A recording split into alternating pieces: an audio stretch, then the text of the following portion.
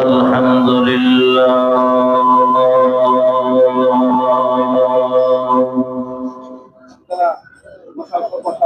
الحمد لله نحمده ونستعينه ونستغفره आवाज क्लियर करें मोटा करें ونعوذ بالله من شرور أنفسنا ومن سيئات أعمالنا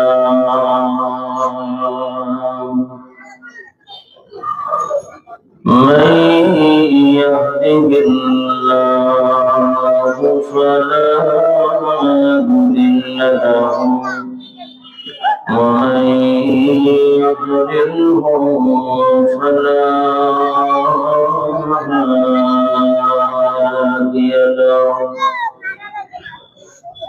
ونشهد أن لا إله إلا الله وحده لا شريك له ونشهد أن سيدنا وسندنا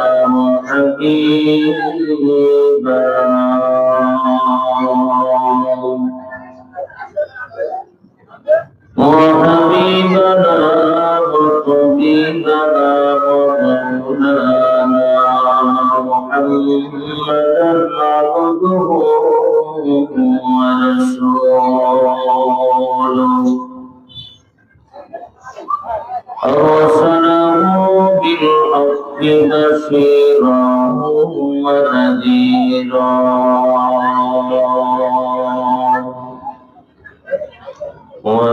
وداعيا إلى الله بإذنه وسراجا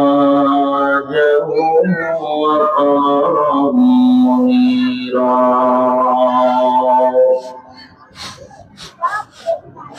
أما بعد فأعوذ بالله من الشيطان الرجيم بسم الله الرحمن الرحيم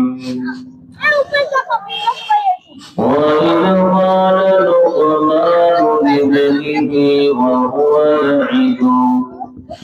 وهو يعظه يا بني لا تشرك بالله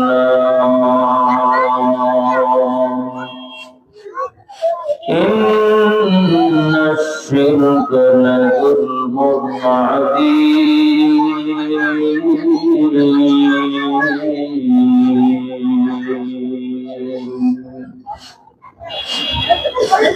وقال النبي صلى الله عليه وسلم كل مولود يولد على الفطرة ولكن الرأيه واهتدائه ونصرانه والمجسام أو كما قال النبي عليه السلام وقال عليه السلام في موضع النار كلكم راع كلكم وكلكم مسؤول عن رعيته اللهم صل على محمد النبي الأمي وعلى آله وسلم تسليما اللهم بارك لنا في رجب وشعبان وبلغنا رمضان سبحانك لا علم لنا إلا ما علمتنا إنك أنت العليم الحكيم এটা আওয়াজ নেই, এটা আওয়াজ নেই। আলহামদুলিল্লাহ, খাজুরা এতিমখানা জামে মসজিদ ও লেবুতলা খাজুরা এতিমখানা মাদ্রাসার উদ্যোগে তাফসীরুল কোরআন মাহফিলের সম্মানিত সভাপতি জনাব মোহাম্মদ হাফিজুর রহমান হাফিজ সাহেব, উপস্থিত অন্তরস্থলের মহব্বতের যুবক ভাইয়েরা, দাড়ি পাকা মুরব্বিয়ানে কিরাম, তুলাবায়ে ইলম, জাতির শ্রেষ্ঠ সন্তান, জাতির রাহবার, হেদায়েতের কান্ডারি হযরত উলামায়ে কিরাম, আল্লাহ পাক রব্বুল আলামিনের দরবারে লাখো কোটি শুকরিয়া যে মহান রব্বুল আলামিন আপনাকে আমাকে ফিতনা ফাসাদের জামানায় জাগতিক সমস্ত গুনাহের পরিবেশ থেকে, গুনাহের কাছ থেকে, অনর্থক পরিবেশ থেকে আল্লাহ পাক করে তাফসীরুল কোরআন মাহফিলে এসে কিছু কোরআন সুন্নাত থেকে আলোচনা করবার এবং শুনবার আল্লাহ তৌফিক দান করেছেন। শুকরিয়া দান সবাই বলি আলহামদুলিল্লাহ। ম্যাডাম, আমি কোন ভূমিকা ছাড়া আমি আপনাদের সামনে কোরআনুল কারীমের ছোট্ট একটা সূরা, সূরা লুকমানের একটা আয়াত কারীমা আমি তেলাওয়াত করেছি। নবী করিম সাল্লাল্লাহু আলাইহি ওয়াসাল্লামের পবিত্র জবানের দুটো হাদিসে মুবারক আপনাদের সামনে পেশ করেছি। আল্লাহ যদি আমাকে তৌফিক দান করেন, আয়াত এবং হাদিসকে সামনে রেখে অল্প কিছু কথা বলার চেষ্টা করব। আমার তৌফিক ইল্লা বিল্লাহ। আল্লাহ তাআলা যে সূরাটা আমি পড়েছি, সূরার একটা আয়াত পড়েছি, সূরার নাম হলো সূরা লুকমান। এই সূরার আগে আমি একটা কথা বলি। এই সূরার ভিতরে আল্লাহ পাক লোকমান হাকিম যে তার সন্তানকে যে নসিহত করেছিলেন, সেই নসিহতগুলো আলোচনা করেছেন। আমাদের সমাজের ভিতরে একটা আলোচনা ব্যাপক, যেখানে যায় তিনটা চারটা বক্তার ভিতরে একজনই অধিকাংশ একটা বয়ান করেই, সেটা হলো হে ছেলেরা, হে মেয়েরা, মা বাবার খেদমত করতে হবে, মা বাবাকে কষ্ট দেওয়া যাবে না। অবশ্যই এটা আল্লাহ পাকের ফয়সালা। وقضى ربك ألا تعبدوا إلا إياه وبالوالدين إحسانا। আল্লাহর ইবাদতের পরে মা বাবার সাথে ভালো আচরণ করতে হবে, এটা আল্লাহর ফয়সালা। কিন্তু আল্লাহ তাআলা শুধু মা বাবাকে খেদমত করতে হবে, কিন্তু এখানে একটা আলোচনা অতিরিক্ত জায়গায় এড়িয়ে যায়। সেটা হলো মা বাবার সন্তান লালন পালন করার ক্ষেত্রে কিছু করণীয়, অর্জনীয় আছে। কি কি করণীয় এই সূরা লুকমানের ভিতরে সংক্ষিপ্তভাবে আলোচনা করেছে।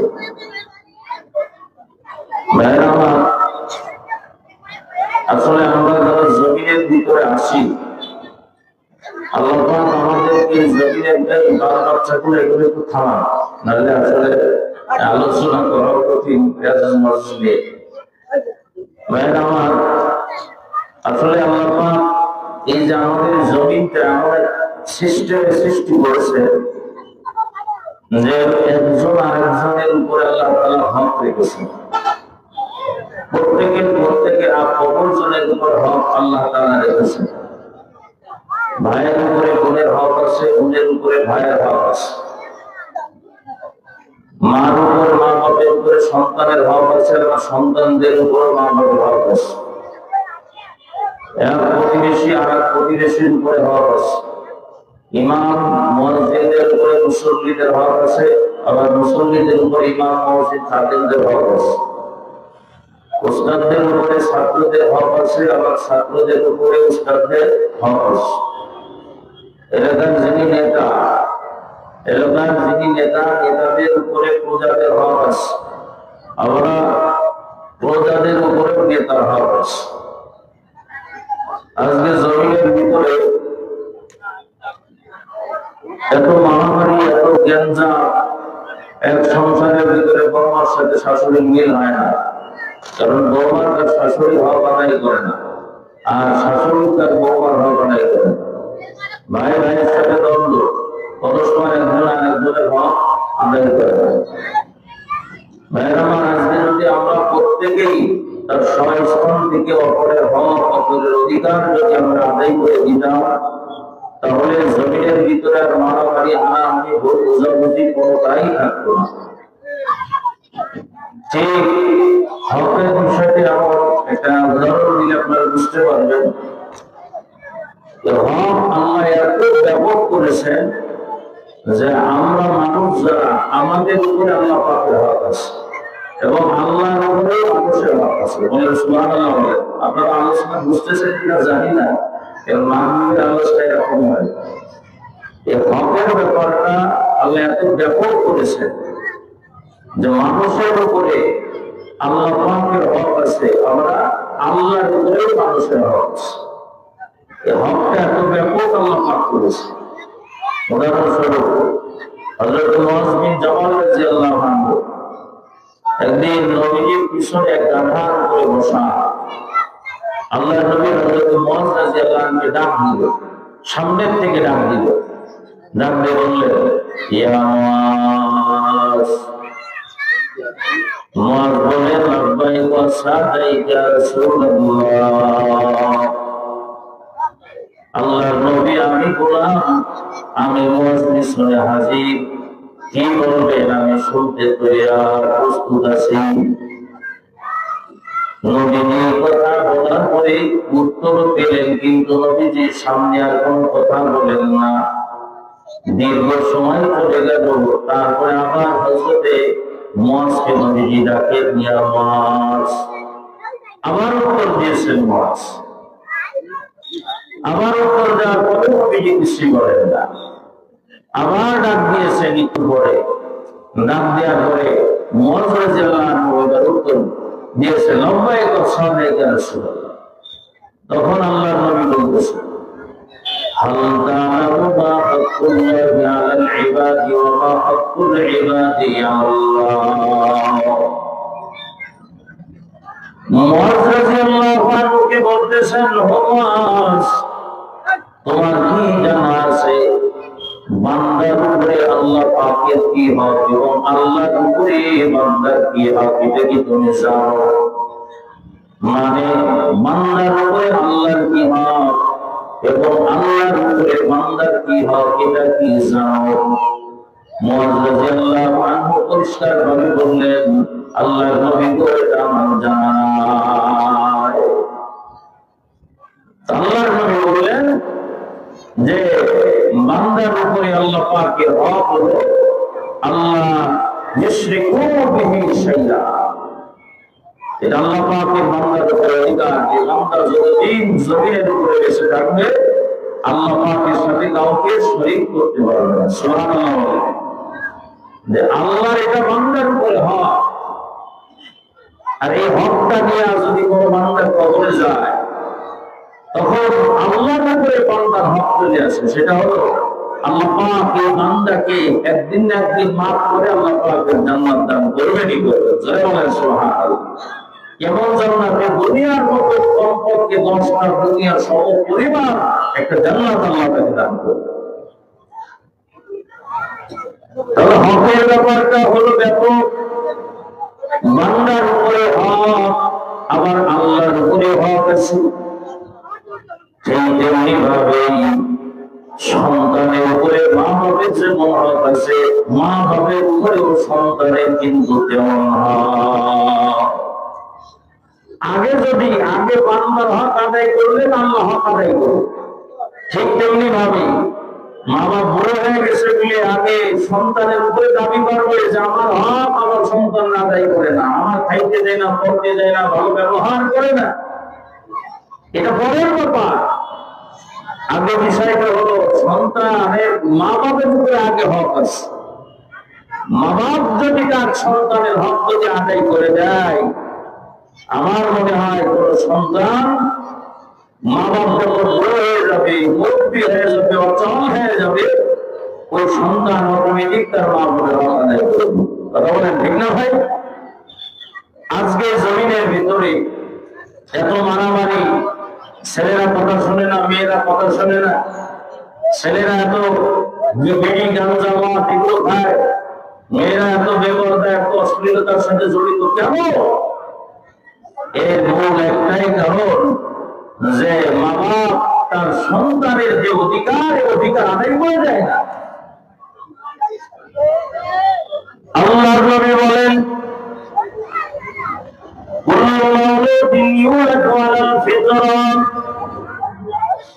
আল্লাহর নবী বলেন প্রত্যেকটা সন্তানকে আল্লাহ তাআলা ইসলামের ফিতরাতের উপরে আল্লাহ পাক সৃষ্টি করেছেন।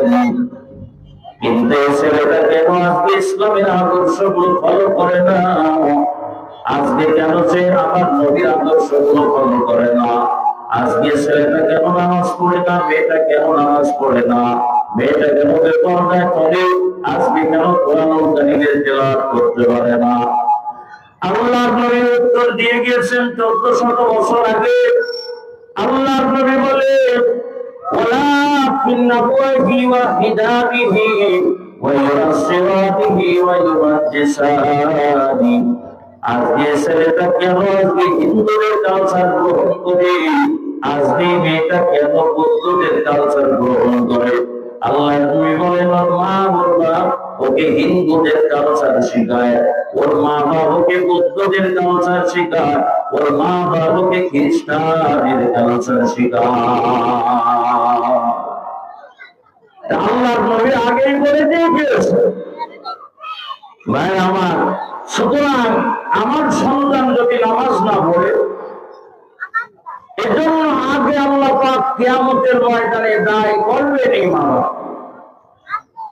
আমার সন্তান যদি কোরআন কারীমের তেলাওয়াত যদি না করতে পারে, আল্লাহ পাক কিয়ামতের ময়দানে সর্বপ্রথম আগে মা বাপকে আগে দিবেন। মা বাপ তার সন্তানের হক অধিকার আদায় করে না, আর মা বাপ বুড়ো যখন হয়ে যায় তখন বলে, হ্যাঁ ছেলেটাকে বড় করলাম, এই করলাম তা করলাম, এখন ছেলেরা আমার খেতে দিয়ে না, এই করে না, এই করে না। এই মুরব্বী, তুমি তোমার সন্তানের হক আদায় করছো তো? তোমার সন্তানের হক তো আদায় করো না করে এখন তোমার সন্তানের অধিকার তুমি আদায় করতে চাচ্ছ না, হবে না। হযরত ওমর ফারুক রাদিয়াল্লাহু আনহু জামানায় এক মুরব্বী আমিরুল মুমিনিনের কাছে আসছে।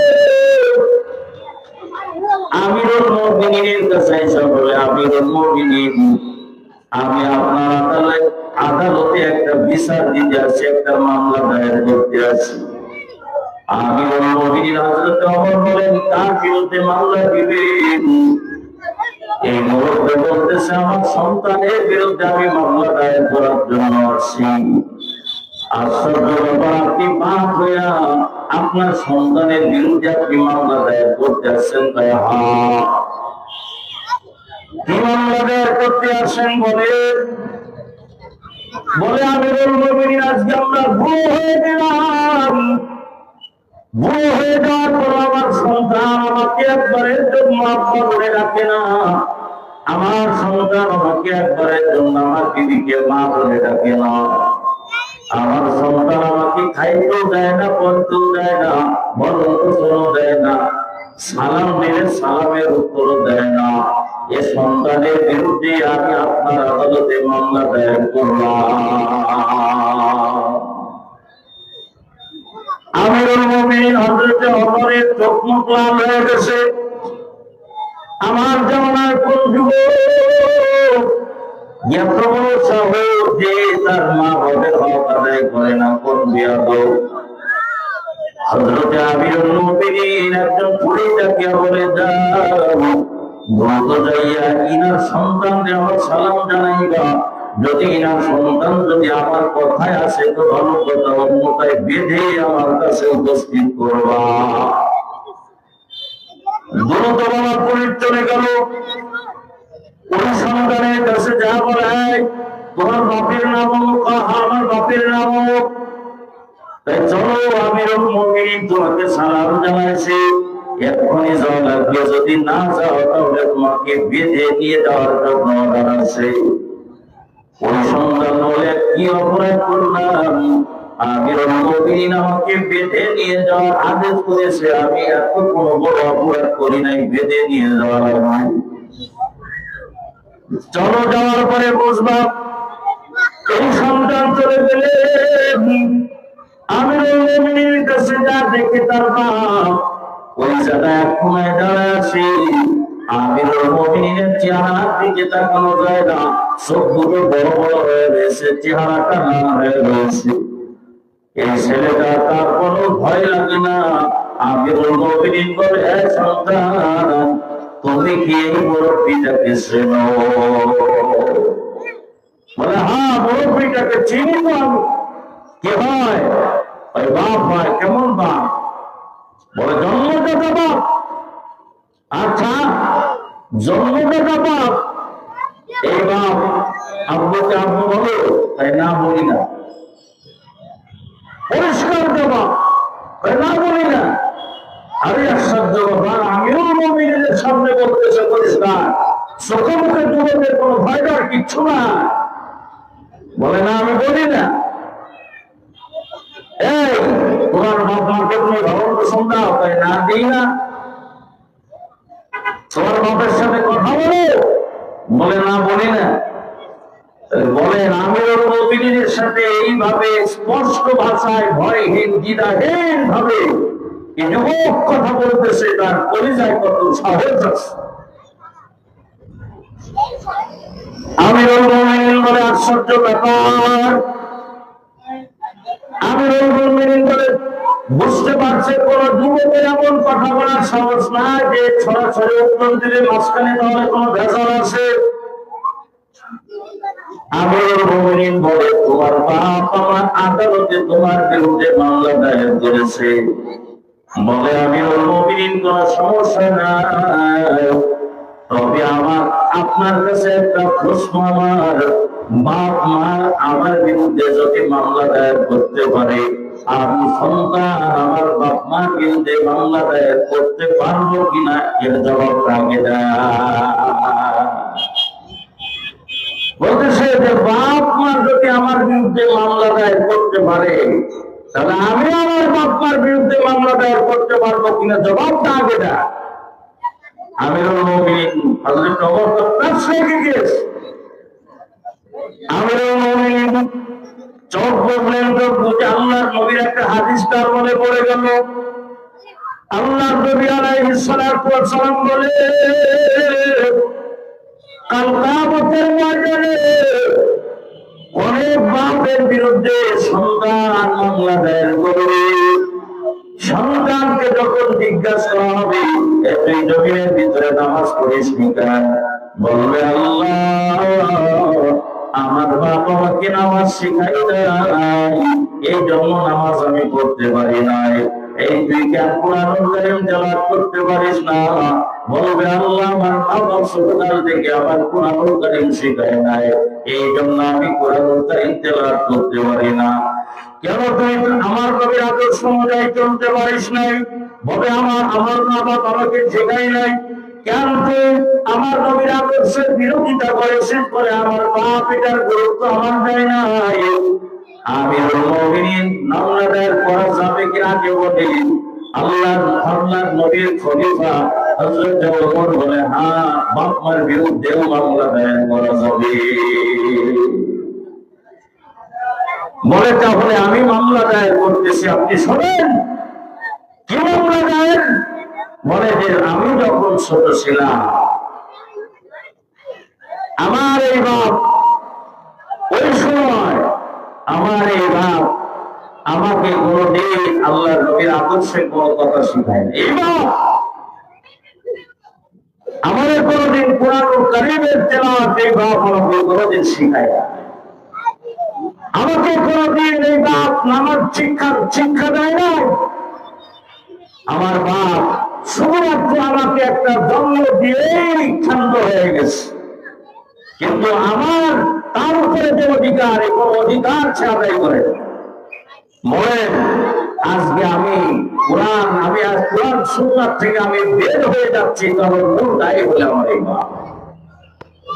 বলেন, আগে কোন বিচারটা করবে? আগে আমার বাপের বিচার করবেন নাকি আমার বিচার করবেন? ভাই, বাপ মা সন্তানের হক আগে আদায় করে নাই, তাহলে বিচার কার হবে? কথা বলো, কার হবে? বাপ্পার হবে। এরপরে তো সন্তানের। আমাদের সমাজের ভিতরে বিষয়টা কিন্তু বাস্তব রূপ ধারণ করেছে। আমাদের সন্তানরা মত নামাজ পড়ে, ছেলে নামাজ পড়ে না, কোনদিন নামাজের কথাও বলে। মত নামাজ পড়ে মেয়েতে পর্দায় হেঁটে বেড়াচ্ছে, ঘুরে বেড়াচ্ছে, আড্ডা দিয়ে বেড়াচ্ছে, কোনো চিন্তা নাই, কোনো পেরেশানি নাই। আর মনে কষ্টও রাখতেছে না যে আমার মেয়ে যে পর্দায় চলতেছে, কষ্টও রাখতেছে। তাহলে আপনি চিন্তা করেন, আপনি যখন দুনিয়ার থেকে বিদায় হয়ে যাবে, এই সন্তানকে আপনার কোনো কাজে আসবে? যে সন্তানকে আপনি কোরআন এবং সুন্নাহ কিছুই শেখান নাই, জীবনে কোনোদিন আপনি কবরে খেয়ে থাকবেন, সন্তান দোয়া করবে? কোনোদিন আপনার জন্য দোয়া করবে? আপনার জানাজা পড়াইতে পারবে? আপনি জাগতিক লাইনে আপনার সন্তানকে যা শিখান, কোনো সমস্যা নাই। তবে এই জন্য আমরা বলি, আপনার প্রাথমিক শিক্ষাটা অন্তত পক্ষে এই মাদ্রাসায়, হাজরা এতিমখানায় এই এতিমখানা আপনি শিখাবেন, অন্তত 1 to 3 পর্যন্ত। সেখানে গেলে পরে আপনি যে জায়গায় পড়ান কোনো আপত্তি নাই। হবে কি? আপনার সন্তানের ঈমান রক্ষা হবে, আপনার সন্তান নামাজি হবে, আপনার সন্তান কোরআনুল কারীমের তেলাওয়াত করতে পারবে। আপনি অন্তত পক্ষে আল্লাহরে বলতে পারবেন, আল্লাহ আমি পারতাম না, কিন্তু অন্তত চেষ্টা করেছি প্রাথমিক শিক্ষাটা দ্বীনি শিক্ষা দেওয়ার জন্য। বলেন সুবহানাল্লাহ। ভাই আমার লক্ষ্য করেন, অনেকদিন আগের কথা, যশোরের সব থেকে বড় আলেম মুফতি মুজিবুর রহমান সাহেব, ওনার মসজিদে মাহফিল আবি মাসুদকে হুজুর দাওয়াত করেছিল। ওই মাহফিলের প্রধান অতিথি ছিলেন বাংলাদেশের উল্লেখযোগ্য একজন বক্তা মাওলানা হাসান জামিল সাহেব। আমি বাবা বয়ান করছিলাম, বয়ান করার মাঝখানে হুজুর চলে আসছে। আমি চেয়ারটা ছেড়ে দিয়ে পাশে বসে গেলাম, হুজুরের বয়ান আমি শুনবো। আমার কান হুজুরের জবান দ্বারা শুনছে, ডাইরেক্ট শুনছে, মাঝখানে কোনো হাওয়ালা, কোনো সেটা নাই। হুজুর দিন বাপ মা আলোচনা করেছিলেন পণ্ডিত পুকুর মসজিদ, আবার এখনো মনে পড়ে আছে। এই আলোচনাটা করে আমি আমার বয়ান শেষ করে দেব 5 মিনিট। মাওলানা হাসান জামিল সাহেব বলেন, ঢাকার উল্লেখযোগ্য ঘটনা। হযরত বলেন, একটা জানাজার নামাজ, এই জানাজার নামাজে আমি হাসান সাহেব নিজে উপস্থিত ছিলাম। ওই জায়গায় 1 কোটিপতি সন্তান তার বাপের জানাজা পড়াইতেছে মহল্লার ইমাম সাহেব। সন্তানের অনেক বড় ডিগ্রি, বিদেশ থেকে ডিগ্রি আছে, টাকা পয়সার কোনো অভাব সন্তানের নাই।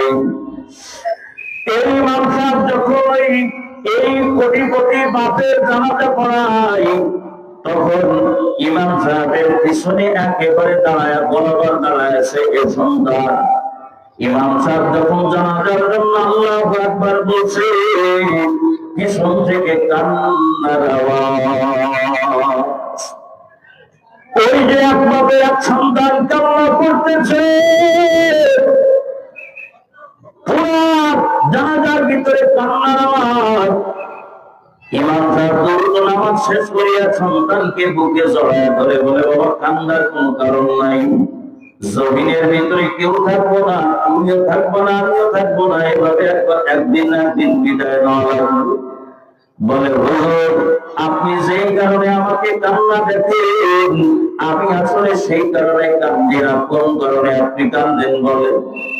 বলে, হুজুর যাইতে হবে সবাই জানি, কিন্তু যে বাপ আজকে টান হয়েছে, আজকে আমি এত শিক্ষিত, আজকে আমি এত টাকাওয়ালা সম্পদওয়ালা, এর পিছনে শুধুমাত্র আমার এই মৃত বাপটাই অবদান আছে, আর কারো অবদান নাই।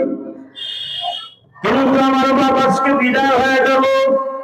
বিদায় হয়ে যাওয়ার পর আমি আমার বাপের কোনো উপকার আমি করতে পারি না।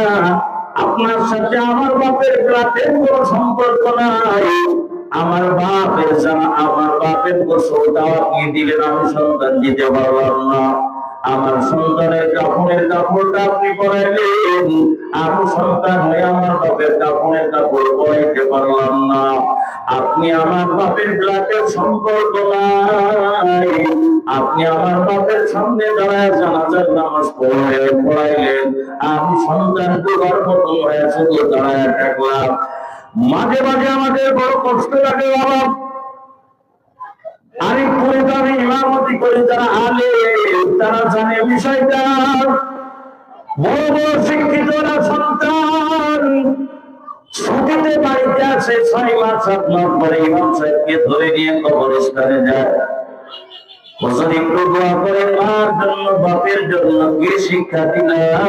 মা বাপের জন্য দোয়ার জন্য হুজুর লাগে।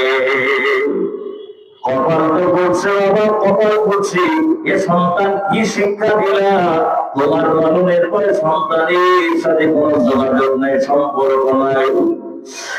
এই সন্তান চোখের পানি ছড়িয়া কান্না করে বলে, হুজুর আজকে জানাজা পড়ানোর কথা ছিল আমার, কিন্তু আমি সন্তান দুবার বটন দাঁড়ায় আসি, মুখে আমার কোনো দোয়া কালাম কিছুই আমি করতে জানি না।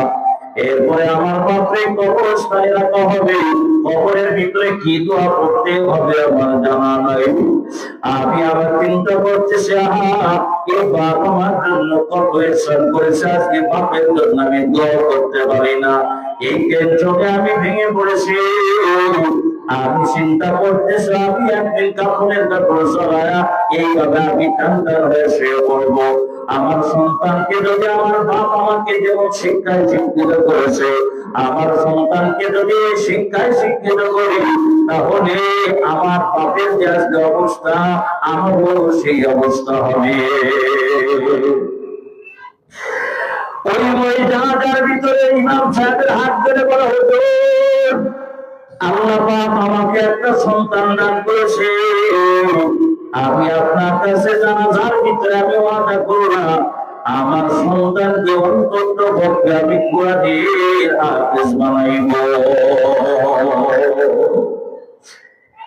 এই জন্য বাবা আমি বলবো, তোমার ছেলে তুমি মেজর বানাও, কর্নেল বানাও, ইঞ্জিনিয়ার বানাও, 10 বানাও, ব্যারিস্টার বানাও, কোনো আপত্তি আমাদের নাই।